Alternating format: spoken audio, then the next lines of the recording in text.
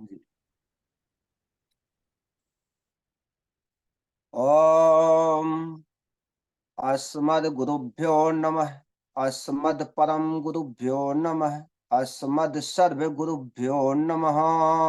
श्री राधा कृष्णाभ्याम नमः। श्रीमते रामानुजाय नमः। लंबोदरम परम सुंदरम एकदंतम पीताम्बरं त्रिनयनं परमं पवित्रम् ओदद्दिवाकर निभोज्वलकान्तिकान्तम् विघ्नेश्वरं सकलविघ्नहरं नमामि। शरीरं स्वरूपं ततो वा कलत्रं यशस्यारुचित्रं धनं मेरुतुल्यम् मनश्च न लग्नं श्रीगुरुरङ्गपद्मे ततः किं ततः किं ततः किं ततः किम्। कृष्णाय वासुदेवाय हरे परमात्मने प्रणत क्लेशनाशाय गोविंदाय नमो नमः। जय जय श्री राधा रमण, जय जय नवल किशोर, जय गोपी चित चोर प्रभु, जय जय माखन चोर। राधा तू बड़ भागनी कौन तपस्या कीन, तीनों लोक के नाथ हैं जो तेरो आधीन। आए हो तो प्रेम से लो हरि का नाम, सब भक्तों को देवेश का जय जय राधे श्याम, जय जय सीताराम। बोले भक्तवत्सल भगवान की जय।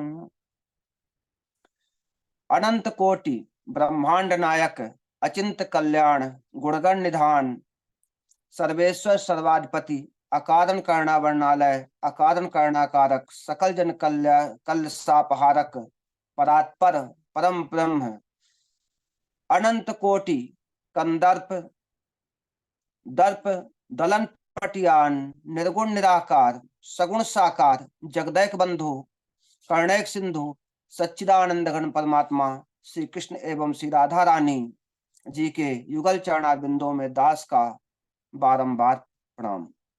सम उपस्थित भगवत भक्त भागवत कथा अनुरागी सज्जनों, भक्तमयी मात शक्ति भक्ति भगनी बांधवों, सिया राम मैं सब जग जानी, करहूं प्रणाम जोर जोग पानी। बोले कृष्ण कन्हैया लाल की जय। आज हम भागवत के द्वितीय दिवस की कथा में बोले जाने वाले प्रसंग की ओर प्रवेश करते हैं। उसके पूर्व इस कार्यक्रम को संचालित करने वाले सदगुरुदेव भगवान को मेरा नतमस्तक कोट कोट प्रणाम। समस्त भागवत पाठी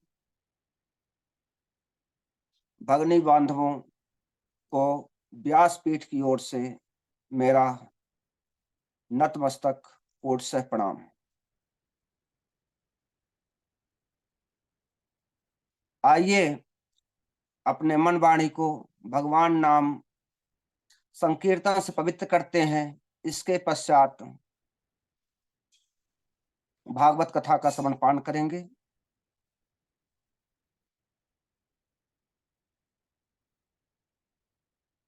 रखना तुम हम पे नजरिया, मेरे गिरधर संबरिया। रखना तुम हम पे नजरिया,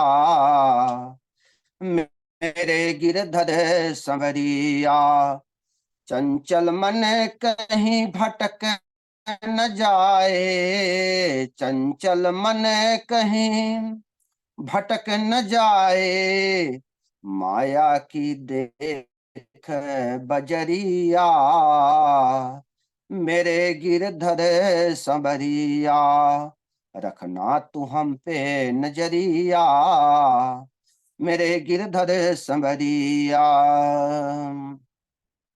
लाज रखे जो द्रौपदी सुता की, लाज रखे जो द्रौपदी सुता की, हमारी भी ले लो खबरिया, मेरे गिरधर संवरिया, रखना तू हम पे नजरिया, मेरे गिरधर संवरिया। मांगू मैं दान भगत का, मांगू मैं दान भगत का, निस दिन आकर तुम्हारी दुअरिया, मेरे गिरधर संवरिया, रखना तू हम पे नजरिया, मेरे गिरधर संवरिया, रखना तू हम पे नजरिया, मेरे गिरधर संवरिया। बोलिए कृष्ण कन्हैया लाल की जय। इसके पूर्व के प्रसंग में आपने श्रवण किया था भागवत के महात्म का, जिसमें धुंधकारी जैसे महान पापी भी मुक्त हो सकता है। तो वो कैसे? श्रीमद् भागवत का श्रवण करने से, केवल भगवान नाम संकीर्तन मात्र से। जिसके जीवन में भगवान नाम संकीर्तन आ जाए, जिसके जीवन में भगवान की कथा आ जाए, उसके जीवन में कितना भी पाप रहा हो, संपूर्ण पाप का नाश उसी प्रकार हो जाता है जिस प्रकार सूर्य के उदय होने से कोहरे का अंत हो जाता है। श्रीमद् भागवत की कथा हमारे जीवन का एक अभिन्न अंग होना चाहिए।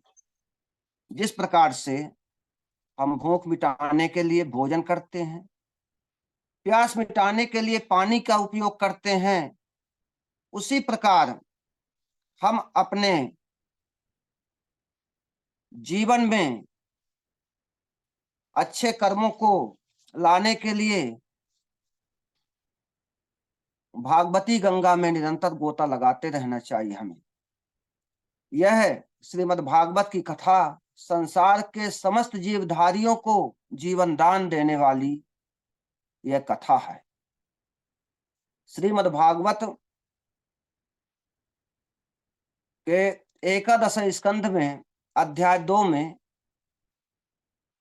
11वें श्लोक में यह आया है कि सम्यग सम्यग सम्यगे तद व्यवस्थितम भवता शाश्वतर्षमः, यत प्रक्ष से भागवतान धर्मास्तम विश्व भावनान। समूचे विश्व का कल्याण श्रीमद् भागवत सुनने से होता है। भागवत धर्म एक ऐसी वस्तु है जिसे कानों से सुनने मात्र से और वाणी से गायन मात्र से जीव का उद्धार हो जाता है। लेकिन यह भी इतना सरल नहीं है जो कहा गया है कि श्रीमद् भागवत श्रवण मात्र से जीव का कल्याण हो जाता है। यह भी सरल नहीं है। इसके लिए कुछ सीढ़ियां पार करनी पड़ती है, वो भी साधारण नहीं मिल जाता है। इसकी सीढ़ियां क्या है? इसको पाना है तो सबसे पहले गुरुदेव का चरण पकड़ लेना चाहिए। यदि गुरुदेव का शरण ग्रहण कर लिए तो अनायास भगवत प्राप्ति का साधन सुलभ हो जाता है।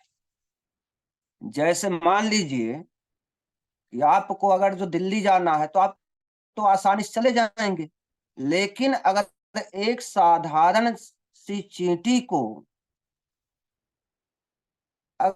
अगर जो अपने गांव से दिल्ली जाना है तो कैसे जाएगी? तो उसे साधन की आवश्यकता पड़ेगी। और उसका साधन क्या है? आप दिल्ली जा रहे हो और वह चींटी अगर आपके कपड़े में लिपट गई तो अनायास वह भी दिल्ली पहुंच जाएगी। ऐसे ही यदि उस परमात्मा तक पहुंचना है तो सबसे बढ़िया साधन है गुरुदेव की शरण ग्रहण कर लेना। लेकिन गुरुदेव भी कैसा होना चाहिए? गुरु भी ऐसा नहीं कि किसी को पाए उसी को बना लें। आजकल तो लोग व्यवसाय भी बना लिए हैं। चेला बनाओ, संख्या बढ़ाओ और दक्षिणा लो। किसी ने कहा है कि गलियन गलियन गुरु फिरें, हमसे दीक्षा ले हूं और सरग जाओ चाहे नरक, धोती कुर्ता देव। तो ऐसे चेला भी मिल जाते हैं। देखिए, जैसा भाव आपका रहेगा वैसा ही आपका साथी भी मिलेगा। तो चेला कैसे मिलते हैं? चेला को जब पता चला कि गुरुदेव जी तो सिधार गए हैं, तब चेला कहते हैं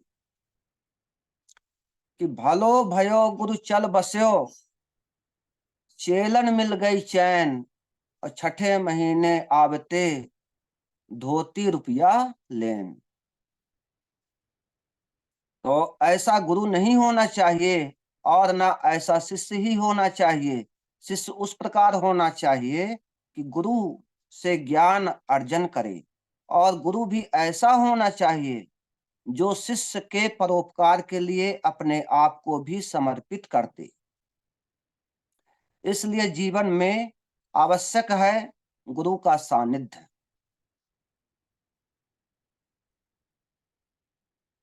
श्रीमद् भागवत की श्रवण विधि बताई गई है कि श्रीमद् भागवत का श्रवण कराने का अधिकारी कौन होता है। ऐसा नहीं है कि जो पाए वही भागवत सुनाने लगे और जिसको पाओ उसी से सुनने लग जाओ। श्रीमद् भागवत के श्रवण कराने वाला जो है वह भी विद्वान होना चाहिए, ब्राह्मण होना चाहिए, वेदज्ञ होना चाहिए। श्रीमद् भागवत की व्याख्या करने में जो निपुण हो उसी से श्रीमद् भागवत की कथा भी श्रवण करनी चाहिए। तो सनकादिकों से भेंट हुई नारद जी की। नारद जी सनकादिकों से श्रीमद् भागवत कथा श्रवण करना चाहे तो गंगा के तट पर हरिद्वार में श्रीमद् भागवत का शुभारंभ होता है। यहीं से प्रारंभ होता है श्रीमद् भागवत का मंगलाचरण। तो आइए अब हम मंगलाचरण में प्रवेश करते हैं।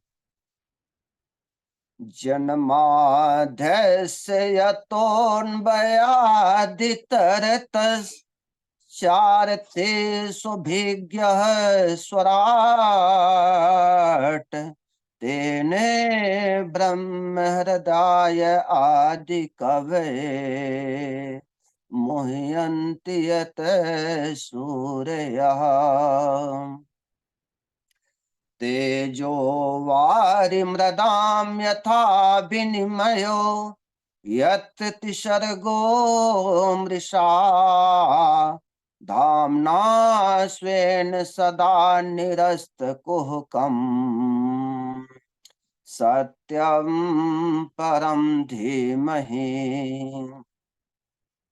धर्मः प्रोज्झितकैतवोऽत्र परमो निर्मत्सराणां सताम्, वेद्यं वास्तवमत्र वस्तु शिवदम् तापत्रोन्मूलनम्।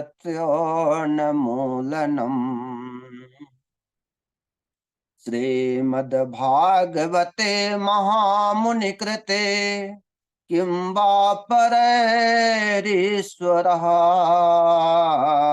सद्यो हृद्यवरोधते कृतभिः शुश्रूषभिः तत्क्षणात्।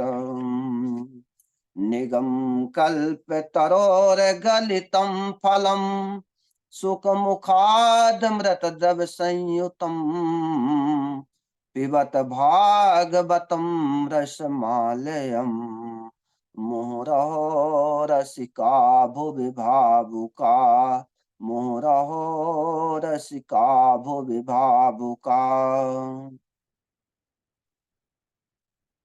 बड़ा ही सुंदर मंगलाचरण का गान सनकादिकों ने किया। भागवत का शुभारंभ वैदिक ब्रह्म सूत्र से प्रारंभ होता है। भागवत एक वैदिक वेद सम्मत ग्रंथ है। ब्रह्म सूत्र से भागवत का निरूपण किया गया है। कहते हैं अथातो ब्रह्म जिज्ञासु। उसके बाद प्रथम सूत्र है जन्माध्यस्य यतः। इसी ब्रह्म सूत्र से भागवत का शुभारंभ करते हुए वेद व्यास जी कहते हैं कि यह श्रीमद् भागवत में जो कुछ भी प्रतिपादन किया गया है वह सभी वैदिक सूत्रों से ही व्याख्यान है। वैदिक सूत्र से प्रारंभ हुआ है यह श्रीमद् भागवत। इसमें किसी भी देवता का कोई स्तुति नहीं है। मंगलाचरण में किसी देवता का कोई ऐसा विशेष स्तवन नहीं है, प्रार्थना नहीं किया गया है। कहते हैं कि उस परम ब्रह्म, उस सत्य स्वरूप परमात्मा को हम नमस्कार करते हैं। सत्य को, और सत्य क्या है? श्रीमद् भागवत 10वें स्कंध में आया है। भगवान के प्रागट्य के समय में जब देवताओं ने स्तुति गान करी तब भाव आया है सत्यव्रतम सत्य परम सत्यम सत्यस्य योनिम निहितम च सत्ये सत्यस्य सत्यामृत सत्य नेत्रम सत्यात्मकम त्वाम शरणम प्रपन्ना। उस सत्य स्वरूप परमात्मा को हम प्रणाम करते हैं। और यथार्थ में यदि कहा जाए तो सत्य कौन है? मेरे प्यारे श्री कृष्णचंद्र जी सत्य हैं। एको ब्रह्म द्वितीयो नास्ति। तो भाव यही कहता है कि जन्माध्यस्य यतः। सज्जनों, ध्यान देने योग्य बात यह है कि भागवत जी का प्रारंभ जन्म से हो रहा है और इसका विराम कहां पे हो रहा है? परंपरा। और जब व्यास जी ने भागवत का विराम किया तो वहां पर क्या लिखा है? तम नमामि हरिम परम। जब कथा का विराम हुआ तो वहां पर परम शब्द आया है। और जब कथा का शुभारंभ हुआ तो वहां पर जन्म शब्द आया। कहने का भाव क्या है? देखिए, भागवत जी का प्रारंभ प्रथम श्लोक मंगलाचरण है, वहीं से तो कथा प्रारंभ हो रही है। तो प्रथम श्लोक में क्या आया है कि जन्माध्यस्य यतः यतोऽन्वयादितरतः। तो भागवत की कथा जन्म से प्रारंभ हो रही है। और जब भागवत विराम हो रही है वहां पर व्यास जी क्या लिख रहे हैं? विराम का श्लोक, नाम संकीर्तनम यस्य सर्व पाप प्रणाशनम प्रणामो दुख शमनः तम नमामि हरिम परम। तो कथा का विराम जब व्यास जी ने किया तो परम पर किया और कथा का शुभारंभ जन्म पर किया। इसका कहने का भाव क्या है? इससे हमें यह समझना है कि जो भी भागवत की कथा को सुनता है जन्म से, तो भागवत कथा के श्रवण मात्र से उसका जन्म परम हो जाता है, उसे भगवान की कृपा मिलेगी। सज्जनों, भागवत जी के मंगलाचरण के प्रथम श्लोक का अर्थ 108 से अधिक टीकाकारों ने अलग अलग इसको बताया है। तो आइए हम भी एकाध अर्थ से समझते हैं कि प्रथम श्लोक का अर्थ क्या हो सकता है।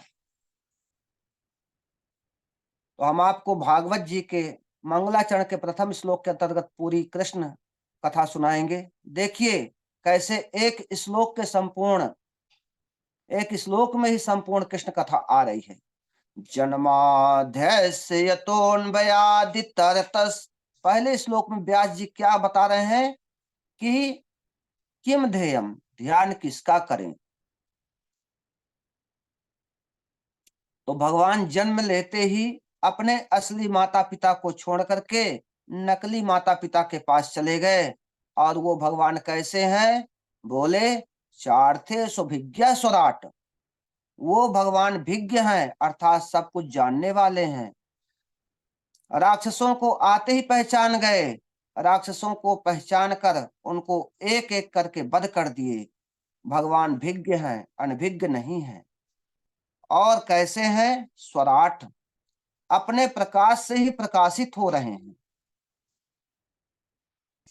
समस्त संसार को प्रकाश देने वाला परमात्मा को कोई प्रकाश दे सकता है क्या? वो तो समस्त विश्व को प्रकाश देते हैं। वो भगवान अपने ही प्रकाश से प्रकाशित हो रहे हैं। कैसे? तो सुनिएगा। जो भगवान अपने प्रकाश से स्वयं प्रकाशित है और जो समस्त विश्व को प्रकाश देता है, उस परमात्मा के प्रति मैया यशोदा का क्या भाव है, जरा विचार करिए। मैया यशोदा जी ने ठाकुर जी के हाथों में मणिजड़ित कड़ूले पहना रखे हैं, जो कि अंधेरे में भी प्रकाश करते हैं। क्योंकि मैया को लगता है कि लाला कहीं अंधेरे में बाहर चला जाएगा तो क्या पता रास्ता भटक जाए, अंधेरे में घर वापस ना आ पाए, तो कड़ूले में लगी जो मणि के प्रकाश से कम रास्ता तो दिखेगा, तो घर वापस तो आ जाएगा। तो परमात्मा को क्या प्रकाश दिखाना, जो संपूर्ण विश्व को प्रकाश देते हैं। किंतु ये मैया यशोदा का भाव है। एक बार हमारे प्रभु ने ब्रह्मा जी को भी विस्मित कर देते हैं। जिन प्रभु ने ब्रज में अनेकों विचित्र लीलाएं करी, तो ब्रह्मा को भी मोह में डाल देते हैं। उन्हें लगा, एक बार ब्रह्मा जी को लगा कि कैसा नारायण है जो कि ग्वालों के बीच में बैठकर सभी का जूठन खा रहा है। क्योंकि ब्रह्मा को विधान के विपरीत कोई भी बात अच्छी नहीं लगती थी और कृष्ण लीला विचित्र है। तो ब्रह्मा जी भगवता की परीक्षा लेने के लिए जब ग्वाल बछड़ों का अपहरण कर लिया, तो भगवान श्री कृष्ण ने सोचा कि ब्रह्मा जी, तुम तो सृष्टि का कार्य करते हो और सृष्टि के विशेषज्ञ हो, तो हम भी सृष्टि करके दिखाएंगे। तो भगवान ने एक अलग ही ग्वालों की सृष्टि करके अब ब्रह्मा जी का अभिमान ही समाप्त कर दिए। वत्स वत्स पालादि रूपम तनुम विस्तारिणे। संपूर्ण ब्रज में अपने ही स्वरूप का विस्तार कर दिया। ब्रह्मा जी के होश ही उड़ गए और आकर के क्षमा मांगते हैं। अर्थात जिन भगवान की लीला में ब्रह्मा भी चकरा जाते हैं, तो सर्वसाधारण व्यक्ति इनकी लीलाओं का रहस्य भला कैसे जान सकता है। अरे भाई, ब्रह्मा को छोड़ो, भगवान के जो बड़े भाई बलदाऊ जी हैं, भगवान की लीलाओं से वो भी मोहित हो जाते हैं। ऐसे गोविंद की लीलाएं हैं, हम सभी उन श्री कृष्ण को प्रणाम करते हैं। तेजो वारिमृदाम यथा विनिमयो यत् सर्गो मृषा। प्यारे कन्हैया, जब वृंदावन विपिन में वेणु निनाद करते हैं, चैतन्य की तो छोड़ो, जब भी प्रभावित हो जाते हैं, तेजो वारिमृदाम, कल कल ध्वन करने वाली यमुना की धार स्तंभित सी हो जाती है। गोवर्धन के जो विशाल खंड हैं, वो भी बंसी की ध्वन सुन करके पिघलने लगते हैं, अपने स्वरूप को भी भूल जाते हैं। भगवान के मधुर धाम तीन हैं। कौन कौन? वृंदावन, मथुरा और द्वारिका। 11 वर्ष तक ब्रज में 14 वर्ष तक मथुरा में और 100 वर्ष तक द्वारिका में, अर्थात तीनों धाम भगवान के दिव्य हैं, और तीनों धाम में जो भगवान के परिकर हैं वे सभी सच्चिदानंद स्वरूप हैं। वृंदावन में जो श्री दामा आदि ग्वाल हैं, अक्रूर आदि जो परिकर हैं, द्वारिका में रुक्मणी सत्य आदि परिकर जो है, यत सर्गो मृषा, तीनों धाम दिव्य शाश्वत हैं। इसे आप उदाहरण से समझिए। जैसे मान लीजिए कि आपने वृंदावन से रासलीला पार्टी बुलाया, तो महंत जी अकेले थोड़ी आएंगे, वो तो अपना 20-25 परिकर साथ में लेकर के आएंगे। फिर महंत जी जिसको जो अभिनय देंगे वही मंच पर आकर के अभिनय करने लगेगा, और जहां अभिनय शुरू हुआ तो कोई किसी का पुत्र बन गया, तो कोई किसी का मित्र बन गया, तो कोई किसी का शत्रु बन गया, जिसको जैसी भूमिका मिल जाए और मंच पर अपनी भूमिका करी, और जैसे ही पर्दा गिरा तो ना कोई किसी का पुत्र, ना कोई किसी का मित्र, ना कोई किसी का शत्रु, सब बराबर है, क्योंकि सभी एक ही परिकर के तो हैं। ऐसे ही भगवान जब धराधाम पर आते हैं लीला करने के लिए, तो अपना पूरा परिकर साथ में लेकर के आते हैं। अपने ही द्वारपालों को अपना शत्रु बना करके भेजते हैं, लक्ष्मी जी को अपनी अर्धांगिनी बनाते हैं। ऐसे सच्चिदानंद स्वरूप श्री कृष्ण को हम ध्यान करते हैं। भागवत का विषय है, और इसके अधिकारी आदि इस श्लोक में 3 बार अत शब्द का प्रयोग किया गया होगा। कैसे? धर्म प्रोजित कैत्र बोत परमो निर्मत्सराणाम सताम। श्रीमद् भागवत के अंतर्गत निष्कपट परम धर्म का निरूपण किया जा रहा है। भगवत प्राप्ति ही जीवन का परम धर्म है, और वही भागवत का प्रतिपाद्य विषय है। दूसरी बात, भागवत सुनने का अधिकारी कौन है? निर्मत सराणाम सताम, निर्गता निर्मत सरह, जिसके भीतर से मत्सर मतलब मंत्र सरह इत मंत्र, अर्थात जिसके अंदर से ईर्षा द्वेष जो भरा है, दूसरे की जो उन्नति ना देख सके, उसी का नाम है मत्सर। देखिए, मत्सर और मच्छर ये दोनों एक ही है। मत्सर क्या करता है कि अंदर से काटता है, और मच्छर बाहर से काटता है। इसलिए हमको मत्सर रहित होना चाहिए। श्रोता को कैसा होना चाहिए? मत्सर रहित। कहा गया कि जे काहू के देखहि विपत्ति, सुखी भये मानहु जग नृपति।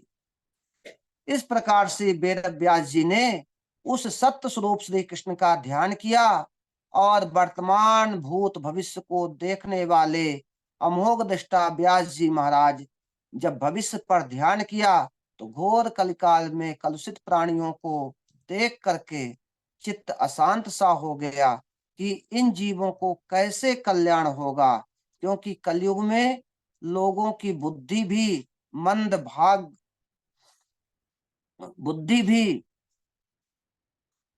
भाग्य भी अतिमंद। यदि कोई बुद्धिहीन है परंतु भाग्यशाली है तो काम चल जाएगा, और भाग्यहीन है पर बुद्धि है तो भी काम चल जाएगा, परंतु बुद्धि भी हीन है और भाग्य भी हीन है, तो ऐसे जीवों का कल्याण कैसे होगा? इन्हीं बातों को ध्यान में रखते हुए श्री वेद व्यास जी ने एक वेद के 4 विभाग कर दिए। कौन कौन से? ऋग्वेद, यजुर्वेद, अथर्ववेद और सामवेद। लेकिन फिर भी उनके मन में जब शांति नहीं मिली, तो उन्होंने वेदों में ज्ञान तो भंडार है, परंतु वेद के ज्ञान को समझना बड़ा मुश्किल है, तो उसकी भाषा ही बड़ी टेढ़ी है, तो उसे और सरल बनाने के लिए उन्होंने 5वां वेद महाभारत की रचना किए। इस प्रकार से अब यहीं पर मैं अपने वाणी को विराम देता हूं, क्योंकि समय अब हो रहा है। बोलिए कृष्ण कन्हैया लाल की जय, भक्त वत्सल भगवान की जय, सदगुरुदेव भगवान की जय। बहुत बढ़िया आज देवेश जी बड़ा सुंदर दृष्टांत के माध्यम से समझाते हुए आज वक्तव्य किए हैं। ठाकुर जी कृपा बनी रहे। बहुत अच्छा। झा जी हमारे अब मार्गदर्शन करेंगे।